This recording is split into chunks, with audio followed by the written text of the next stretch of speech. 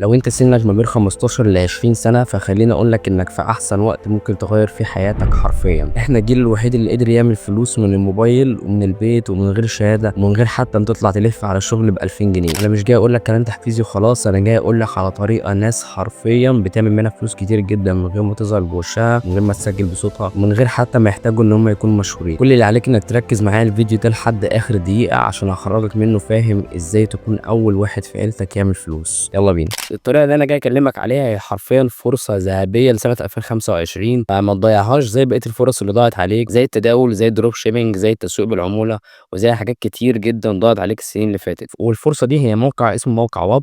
الموقع ده بيخلي صناع المحتوى او اي حد عنده بيزنس ان هو يبدا يبيع عليه منتجات رقميه، او ان هو يعمل حاجه اسمها افيليت. ومن الحاجات اللي احنا هنشتغل عليها في الموقع ده حاجه اسمها الكونتنت ريورد. الكونتنت ريورد هي حاجه موجوده جديده الفتره دي، وبتساعد صناع المحتوى ان هم يعملوا ارباح ويعملوا مشاهدات اكتر ويتعرفوا على السوشيال ميديا عن طريق حاجه اسمها الكليبنج. فكل اللي عليك انت بتعمل ايه؟ انت بتعمل اكونت على واب وبتبدا تدور على صانع محتوى كويس تختاره، وتبدا ان انت تشوف الفيديوهات اللي هو منزلها وتعمل شويه شورتس ليه وتبدا تنزلها على حسابات سوشيال ميديا جديده. وطول ما الفيديو بتاعك بيجيب مشاهدات فانت بتكسب فلوس على المشاهدات دي. وكمان في حاجه اسمها افيليت انت بتحطها كمان في الحسابات بتاعتك، واي حد بيشتري عن طريقك فانت هتكسب منه. وزي ما انتم شايفين الشخص ده سجل مع حد اسمه امبرو بيدفع 3 دولار على كل 1000 مشاهده انت بتجيبهم، والشخص ده عمل 1000 دولار من فيديو واحد بس رفعه على السوشيال ميديا وساب الفيديو لوحده يجيب له مشاهدات. تعالى بقى اقول لك بالظبط احنا بنكسب فلوس ازاي عن طريق الكونتنت ريورد. اول حاجه بعد ما بتسجل في واب وتخش على علامه الاكسبلور اللي موجوده هنا في الجنب، بيفتح لك صفحه فيها كامبينز كتيره جدا، بتختار ما بينها كامبين واحده وتبدا تشتغل معاها. فاحنا بنختار الكامبين دي بناء على ايه؟ بنختار الكامبين دي بناء على نوع الفيديوهات اللي احنا هنقدمه. تاني حاجه بنشوف صانع المحتوى ده هيدفع لنا كام على كل 1000 مشاهده، وليكن صانع المحتوى ده بيدفع 2 دولار على 1000 مشاهده، ونوع الفيديوهات اللي احنا هنعمله هو فيديوهات تحفيزيه. وتاني حاجه بعد ما بتسجل مع صانع المحتوى وبتعمل ابلاي على الموقع ليه، بيظهر لك الصفحه دي، والصفحه دي بيبقى فيها شويه حاجات مهمه جدا لازم تركز فيها. لو لاحظت هنا بيقول لك لازم تعمل تاج لصانع المحتوى اللي هو جوردان باول، تعمل له تاج في الديسكريبشن. تاني حاجه لازم تعمل له اكونت يكون باسمه، مثلا تقول جوردان كليبس، جوردان ريلز، اي حاجه ليها علاقه بالبراند بتاعه. والفيديو لازم يبقى انت اللي عامله مش سرقه من اي كليبر تاني. ورابع حاجه لازم تعمل زي كول تو اكشن او اي حاجه تخلي الناس تروح تتابع الحساب الرئيسي بتاع الشخص ده. كمان الفيديو اقل حاجه يبقى 10 ثواني. وبرده مطلوب ان الفيديو يكون الجمهور بتاعه جاي من يو اس او كندا او استراليا، اي حاجه من الحاجات دي، يعني استهدف الناس اللي بتتكلم انجليزي. ودي هنعملها عن طريق ان احنا هنحط كابشن بالانجليزي او يكون الفيديو لغته عموما بالانجليزي. بعد كده صانع المحتوى بيبقى سايب لك لينك كده زي الدرايف او اليوتيوب، اي حاجه من الحاجات اللي هو بيبقى حاطط عليها الفيديوهات بتاعته عشان تاخد منها فيديوهات وتبدا تعدل عليها وتنزلها. وبعد ما تحمل الفيديوهات المناسبه بتبدا ان انت تعدلها على كاب كات او اي برنامج مونتاج عندك. وكمان ممكن تستخدم ادوات كتير بالذكاء الاصطناعي هتساعدك ان انت تحول فيديوهات لونج لفيديوهات كتير شورتس تقدر تنزلها على الحساب ده. وبعد ما تعمل كذا فيديو لصانع المحتوى ده هتشوف المنصات اللي صانع المحتوى طالب ان انت تعمل حسابات عليها، وصانع المحتوى ده متاح عنده ان احنا نعمل على اليوتيوب او التيك توك او الانستجرام. طبعا بعد ما تخلص الفيديو بتبدا انت تنشره على الحسابات اللي انت عملتها. وبعد ما ترفع الفيديوهات على الحسابات دي بترجع على طول على واب تاني وتخش على الكامبين بتاع صانع المحتوى وتدوس على سبميت. وبعد ما تدوس على العلامه دي هنا بتحط اللينك بتاع الفيديو، وهنا بترفع الفيديو الاصلي اللي انت عملته. ما ينفعش بعد ما انزل الفيديو على اليوتيوب مثلا اخد اللينك بتاع اليوتيوب اروح احمل الفيديو تاني بعد كده ارفعه هنا، طبعا السبمشن بتاعك هيترفض.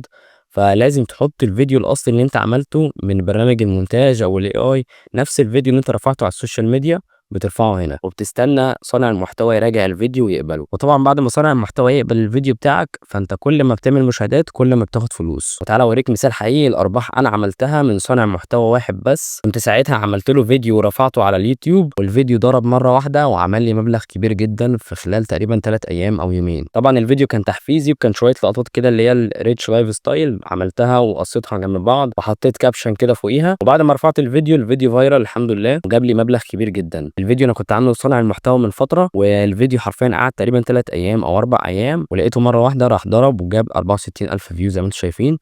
وكسبت ساعتها 64 دولار لان صانع المحتوى ده كان بيدفع دولار على كل 1000 مشاهده. وبعد ما شرحت لك الموضوع بالتفصيل ووريتك انا عملت كام حرفيا في يومين او 3 ايام بس، انا جاي اديك فرصه حرفيا مفيش حد في الوطن العربي هيديها لك، وانا اول شخص في الوطن العربي عمل الموضوع ده. انا كل هدفي زي ما انتم عارفين ان انا اساعد الشباب ان هم يخرجوا من فخ الوظائف، ويبدا ان هو بدل ما يشتغل 12 ساعه لا يشتغل 3 ساعات او 4 ساعات في اليوم، وممكن حرفيا يعمل 10 اضعاف المبلغ اللي هو هينزل يعمله في 12 ساعه في خلال شهر واحد بس.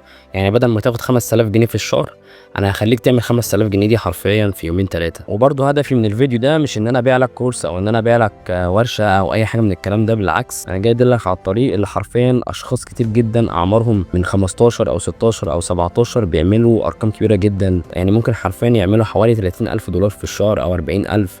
ناس بتعمل ارقام كبيره جدا. فتعالى اوريك بقى ايه الفرصه اللي انا جاي اقدمها لك. انا عملت ورشه تدريبيه لايف هتكون لعدد معين بس من الناس عشان اساعدهم ان هم يبداوا صح على موقع واب ويبداوا ان هم يطلعوا ارباح بالدولار. تعالى اقول لك انت ليه لازم تلحق تسجل وتدخل الورشه دي.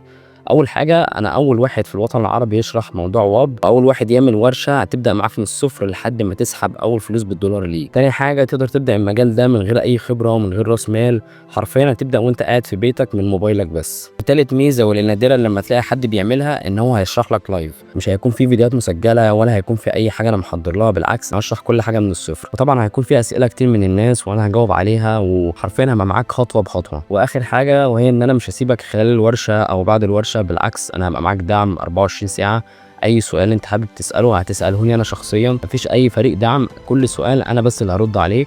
عشان كده الورشه دي هتكون معموله لعدد معين بس. وتعالى اوريك ايه الحاجات اللي انا هعلمها لك جوه الورشه دي. اول حاجه اعلمك ازاي تفتح حساب صح على واب، وازاي تظبط الحساب البنكي اللي هتسحب عليه. تاني حاجه اعلمك ازاي تختار صانع محتوى الكويس، وازاي تختار فيديوهات معينه والنيتش اللي انت تشتغل فيه. تالت حاجه اعرفك ازاي ترفع الفيديوهات بشكل صحيح على السوشيال ميديا والحسابات اللي انت عملتها، تبدا تكسب منها على كل المشاهدات اللي انت بتجيبها. رابع حاجه ودي الحاجه اللي مش اي حد هيقول لك عليها، وهي ادوات الذكاء الاصطناعي المجانيه اللي هتوفر لك وقت ومجهود كبير جدا، وهديها لك كلها مجانيه مدى الحياه. واخر حاجه انا هديك بلان لو مشيت عليها ان شاء الله هتحقق اول فلوس ليك خلال 3 ايام او 4 ايام من بعد ما تخلص الورشه دي. برضو انا هدفي من الفيديو ده ان انا مش هبيع حاجه، بالعكس انا حبيت ان انا اعمل الورشه اللايف دي لان ناس كتير طلبت مني الموضوع، فقررت ان انا اوفر ورشه لايف في مجال الكليبنج. طبعا مش هقول لك انزل احجز من الديسكربشن بسرعه قبل ما الحجز يخلص والكلام ده، بس انا جاي اقول لك ان انا هختار عدد معين عشان اقدر اركز معاهم واديهم الدعم الكامل عشان يعملوا اول فلوس بالدولار ليهم من مجال الكليبنج. ونفسك تخرج من فخ الوظائف وتبدا تحقق ارقام كبيره جدا كل شهر، احجز مكانك دلوقتي قبل ما العدد يكتمل، وهتلاقيني سايب لك لينك الحجز في الديسكربشن. كمان لو عندك اي استفسار تقدر تكلمني على الانستجرام،